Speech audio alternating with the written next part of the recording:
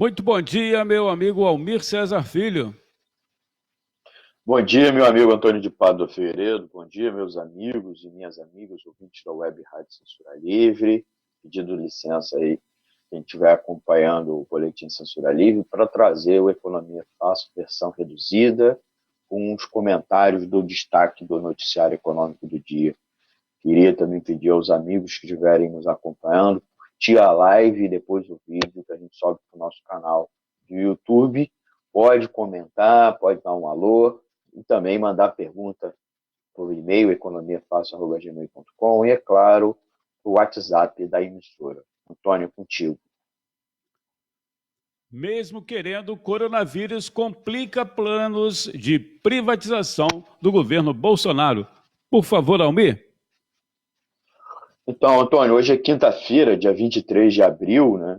Inclusive, aproveitar e saudar nossos ouvintes fluminenses, né? Que é feriado no estado do Rio de Janeiro, é dia de São Jorge, para uns, para outros é Ogum, né? Saudar aqueles também que acreditam, né? Pedindo aí o intercessor, né? O protetor para outros que abrem aí os nossos caminhos nesse período tão turbulento da história da humanidade, né? Ontem o governo lançou um plano, anunciou que irá lançar em breve um plano de investimento do governo federal que está sendo chamado de Pro-Brasil. O curioso é que quem anunciou o programa de investimentos é, foi o ministro da Casa Civil, Braga Neto, não o ministro da Economia, Paulo Guedes. O objetivo, segundo ele, o Braga Neto, é gerar emprego e recuperar a infraestrutura do país em resposta aos impactos trazidos pela pandemia do novo coronavírus. Então, o objetivo é integrar as ações para a retomada, portanto, do crescimento após a pandemia. O ministro da Economia, Paulo Guedes, esteve participando da reunião de manhã e das discussões, mas as discussões foram lideradas pelo Braga Neto. No fundo, a gente sabe que a equipe econômica é refratária à mensagem de uso de recursos públicos para alavancar a economia e tem defendido que isso deve ocorrer através da atração de investimentos privados a partir da realização das reformas neoliberais. Inclusive, eles insistem que a aprovação, inclusive, das propostas que a equipe econômica enviou no final de 2019 são urgentes, mesmo no meio da quarentena, mesmo no meio da pandemia. Né? Inclusive, insistiu para ser votado a ferro-fogo a medida provisória do contrato verde-amarelo, com todos os problemas, inclusive, que o texto tinha, né? E a falta de uma posição majoritária no Congresso. Então, eles insistem nas reformas neoliberais, precarizam o trabalho, né, as relações de trabalho, que retiram dinheiro e poder de compra dos trabalhadores, tá? E que diminuem o papel regulador ou mesmo de incentivador do Estado na economia, ainda mais no momento que os mercados estão quebrados.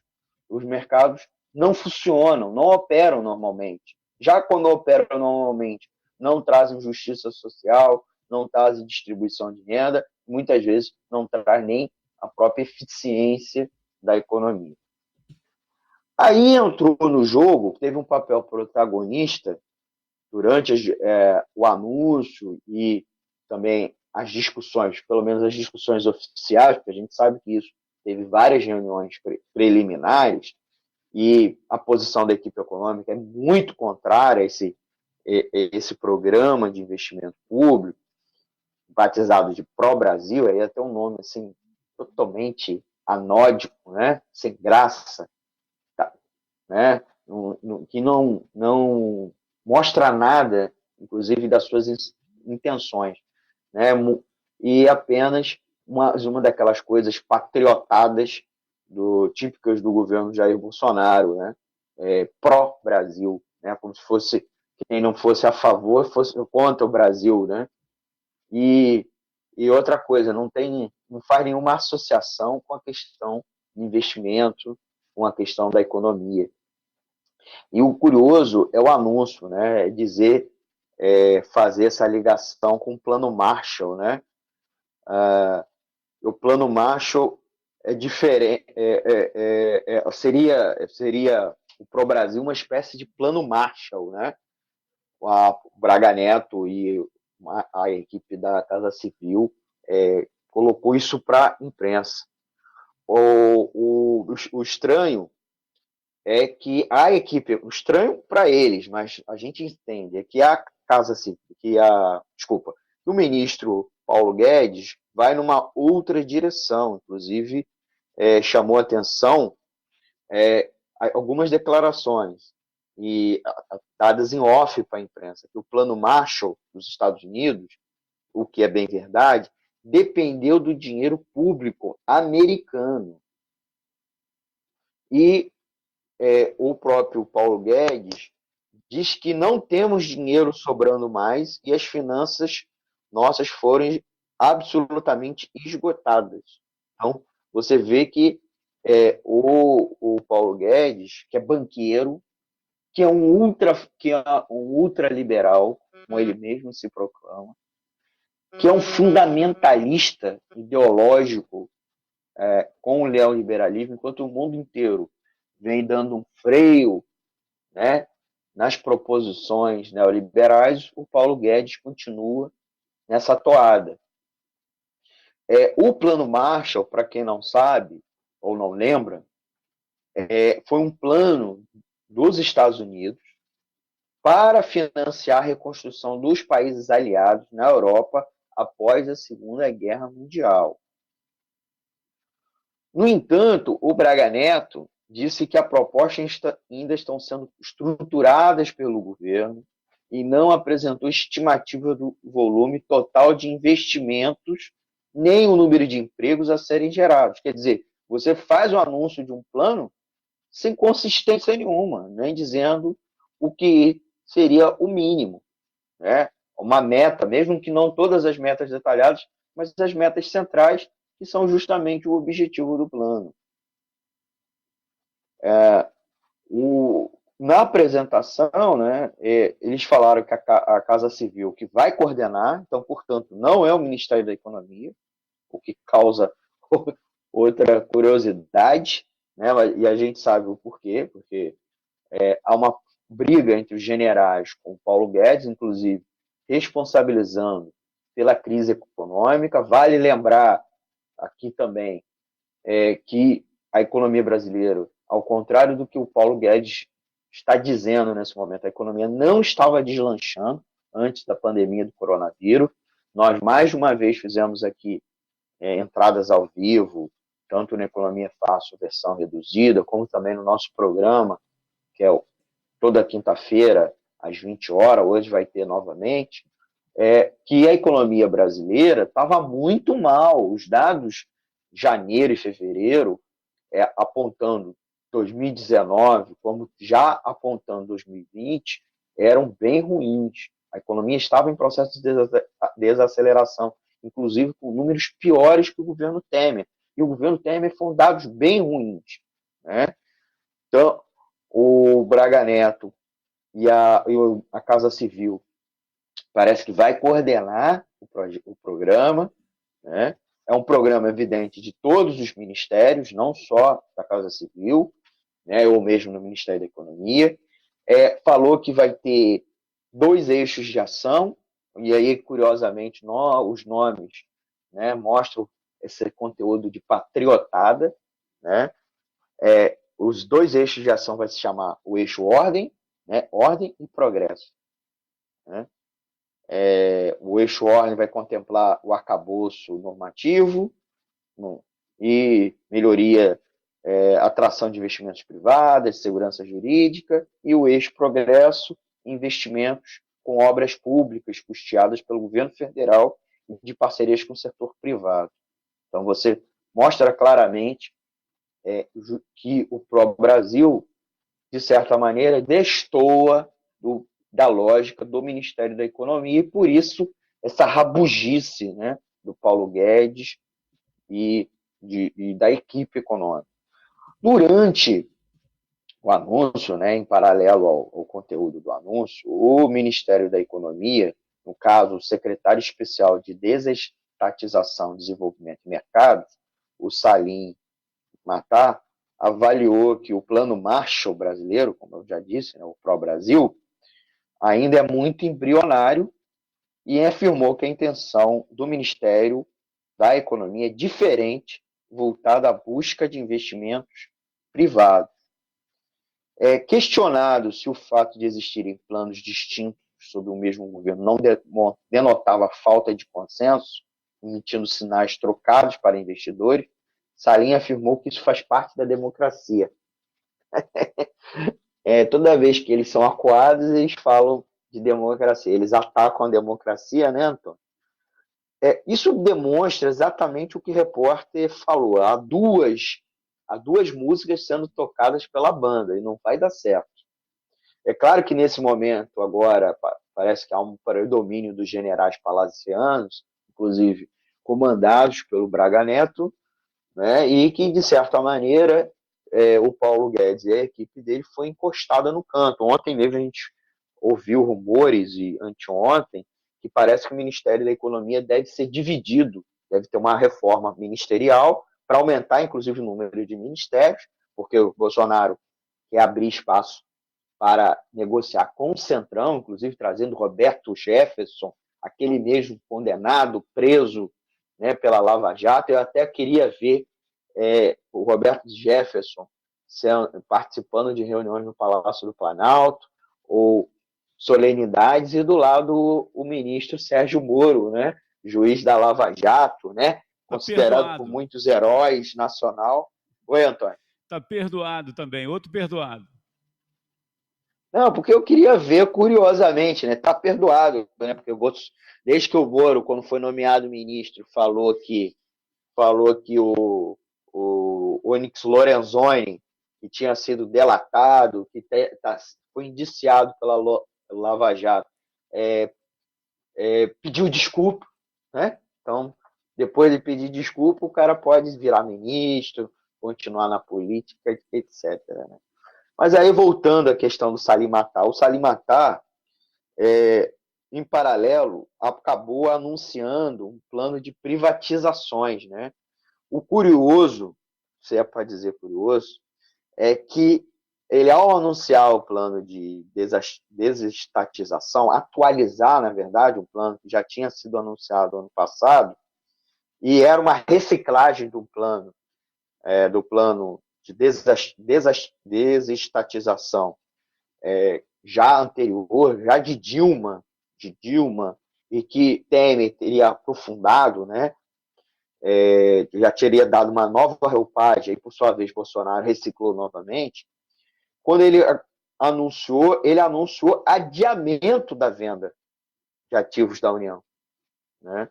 A crise econômica fez o governo adiar para 2020 todo o cronograma de venda de ações do governo em empresas privadas ou de ações excedentes em empresas públicas que estavam no cronograma para este ano.